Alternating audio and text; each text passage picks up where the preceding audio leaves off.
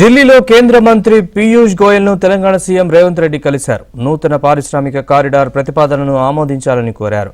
Hyderabad to Nagpur కారిడార్కు తుది అనుమతులు ఇవ్వాలని విజ్ఞప్తి చేశారు. తెలంగాణకు ఎన్డీసీ మెగా లెదర్ పార్క్తో పాటు ఐఐహెచ్టీ మంజూరు చేయాలన్నారు. హైదరాబాద్ టు మిర్యాలగూడ, విజయవాడ నూతన పారిశ్రామిక కారిడార్ని కూడా ఆమోదించాలని పీయూష్ గోయల్ ను రేవంత్ రెడ్డి అభ్యర్థించారు. కేంద్ర మంత్రి పీయూష్ గోయల్ తో రేవంత్ రెడ్డి భేటీ అయ్యారు. ఇదే అంశానికి సంబంధించి మరిన్ని వివరాలని మా ఢిల్లీ బ్యూరో చీఫ్ కృష్ణ అడిగి తెలుసుకుందాం.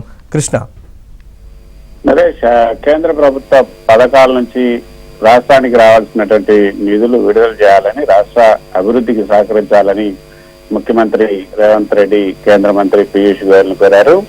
రాష్ట్ర అభివృద్ధికి సహకరిస్తామని కేంద్ర మంత్రి పీయూష్ గోయల్ కూడా హామీ ఇచ్చారు. అంతేకాకుండా ముఖ్యమంత్రి రేవంత్ రెడ్డి, ఉప ముఖ్యమంత్రి బట్టి విక్రమార్కలకు కేంద్ర మంత్రి పీయూష్ గోయల్ అభినందనలు కూడా తెలియజేశారు.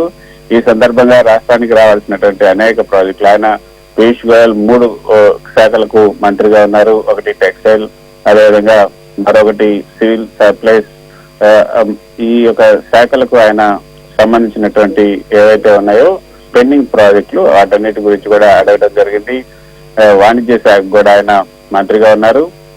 ఈ వీటిల్లో ఏదైతే విజయవాడ హైదరాబాద్ మిర్యాలగూడ విజయవాడ నూతన పారిశ్రామిక కారిడార్ ఏర్పాటుకు ఆమోదం తెలియజేయాలి.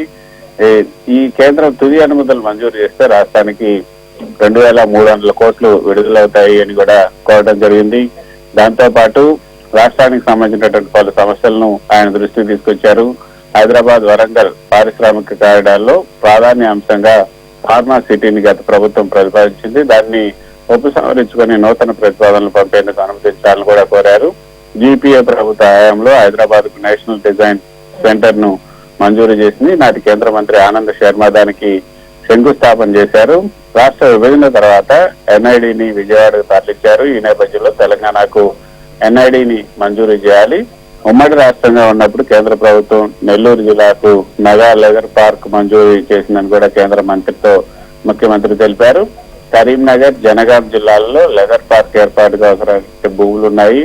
కేంద్ర ప్రభుత్వం మెగా లెదర్ పార్క్ మంజూరు చేస్తే వెంటనే భూమి కేటాయిస్తామని కూడా కేంద్ర మంత్రికి ముఖ్యమంత్రి తెలిపారు. ఇది మంచి ప్రతిపాదన. దీనికి సంబంధించినటువంటి అన్ని అంశాలను పరిగణలోకి తీసుకోవాలంటూ కేంద్ర మంత్రి సమావేశంలో పాల్గొన్నటువంటి కేంద్ర అధికారులకు మంత్రి సూచించడం జరిగింది. మరో ముఖ్యమైనటువంటి నరేష్, కేంద్ర ప్రభుత్వం పీఎం మిత్ర పథకంలో భాగంగా వరంగల్లోని మెగా టెక్స్టైల్ పార్క్ కు బ్రౌన్ ఫీల్డ్ హోదా ఇచ్చింది. దానికి గ్రీన్ ఫీల్డ్ హోదా ఇవ్వాలి. అలా గ్రీన్ ఫీల్డ్ హోదా ఇస్తే అదనంగా 300 కోట్లు వస్తాయని కూడా కోరడం జరిగింది. వీటన్నిటికీ కూడా కేంద్ర మంత్రి సానుకూలంగా స్పందించారు. మరి కొద్దిసేపు క్రితమే పార్టీ సంబంధించినటువంటి అధ్యక్షుడు ఎవరైతే ఉన్నారో ఖర్గేను కూడా రేవంత్ రెడ్డి కలిశారు. రాబోయే ఏదైతే ఎమ్మెల్సీ ఎన్నికలకు సంబంధించినటువంటి ఎమ్మెల్సీ ఎన్నికలు, అదేవిధంగా నామినేషన్ పోస్టులకు సంబంధించి కూడా ఆయనతో చర్చిస్తున్నట్లుగా మనకు అందుతున్నటువంటి సమాచారం. Naresh, right Krishna, thanks for the update.